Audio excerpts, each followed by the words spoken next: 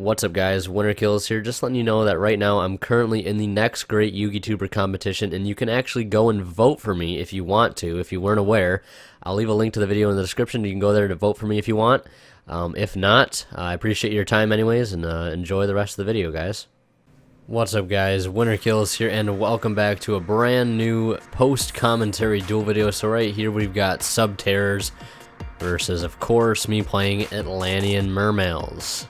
Gonna be sticking with Atlantean Mermails for at least some time now, and this is a build prior to a build that I ended up taking to a 12 or 11 man box tournament where he played 5 rounds of Swiss and then did top cut.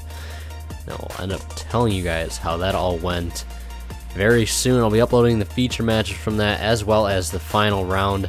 Wasn't able to record all of it because of lack of space on my SD card for my camera, which is kind of unfortunate, but I got the round that mattered, and as well as some of the Swiss rounds leading up to it. Let's see here, he's going to be going first, playing Terraforming for Hidden City, searching him one Subterror card when activated.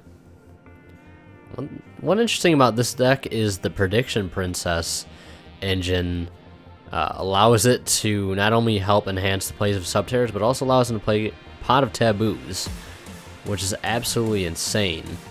If you don't know what Pot of Taboos is, it's a level 10 Earth Flip Effect monster that has 4 effects, which you can activate one of those 4, one flip summoned, and they each have the effect of what used to be a previously banned card. So you got Raigeki, Forceful Sentry, Pot of Greed, and I think one other effect.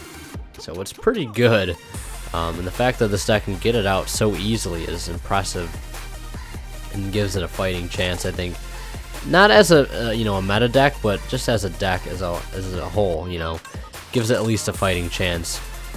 But against the flip effect deck, cards like Infantry and Marksman are going to be very, very helpful just to clear those cards off the field so they don't get their effects while I attack into them. Teus, searching Turge. Turge can come down to discard. It looks like it's going to be Mooling Glacier to add back that infantry.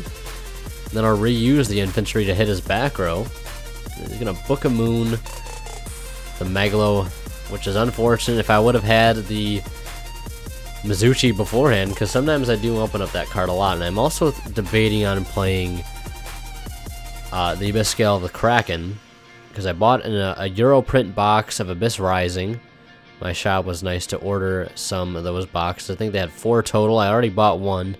Didn't pull the Megalo, but I pulled a Lind and a bunch of Abyss Scales, as well as a Turge and Abyss Mander, so I might try Abyss Mander.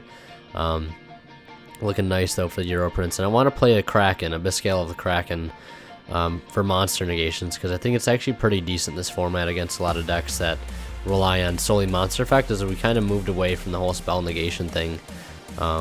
However, don't get me wrong, it is good against some decks, but I think Kraken could be a lot better.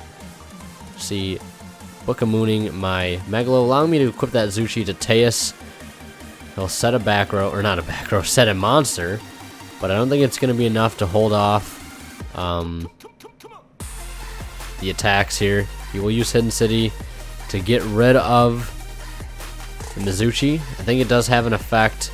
He went to use it before battle phase there, because I don't know if you can use it during battle phase, but I think it allows you to flip something, set something, does something like that, as far as the flip effect deck goes. But we're going to move on here to game 2. Hopefully things will be able to play out a little bit different for him, as things obviously did not go too well. In game 1, he did not see the cards he would have liked to seen. He does play a Brilliant Fusion engine in this deck, as for the other decks that he is playing, of course, some of the newer decks like Spirals, Subterrors, and his own Buster Blader build, which I'm sure you guys have already seen by this point. Brilliant Fusion being a key part in all those decks, allowing for more play. And that's why, Brilliant Fusion is a good and a bad thing in this format. And when I say that, it allows for really good things to become problematic, but it allows for mediocre things to become good, such like Subterrors. I'm not saying they're bad, but they're not the greatest, obviously. But, cards like Brilliant Fusion that can be used in any deck gives them a little heads up, a little bit of boost, allowing him to send, I think, Stalagmo and Garnet for that fusion summon of that one. I'm not sure what his name is. I think it's Zirconium. And he's going to set another card from his grave. I think it might have been Pot of Taboos. Not too sure though. Something he said. I don't think it was Pot of Taboos, but I do have Gamma Seal for that. I think it was another Stalagmo. Okay, but Gamma Seal gets rid of those cards, no problem. Kaiju's in general, just get rid of problem cards, and that's why I love Kaiju's and Mermail, because a lot of the times infantry isn't enough to clear boards. And, you know, Raigeki's at 1, so you're not always gonna see it.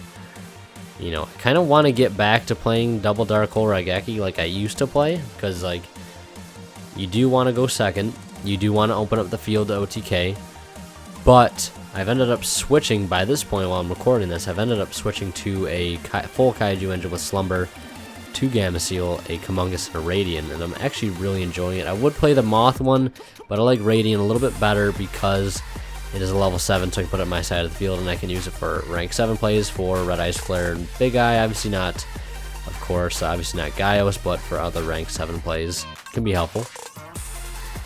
Teus with Infantry going into Diva, and then into Neptibus.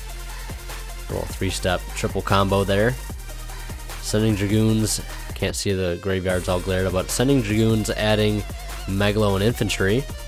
Got some synchro options here. Discarding Pike and Infantry. Seal the deal with 1-for-1 and Raigeki in hand. It's going to be game over right there. Of course, we're able to make a little more plays, and the fact that Brilliant Fusion has some nice synergy with the deck, you know, not having to go into, of course, your Seraphonite, but you can go into, I think, Zirconium, sending an Earth to the Grave to help set up plays. It's kind of like an extra foolish burial, but of course you could obviously go for Seraphonite. You do play Prediction Princess in the deck, so you could send Manju as a light target, so it works out perfectly well in the end. But anyways, hope you guys enjoyed the video. If you did, please leave a like. Kind of a short one, but you know, nonetheless, still a pretty decent match. If you enjoyed the footage and the commentary, as always, guys, Winter Kill is signing out. We'll see you in the next one.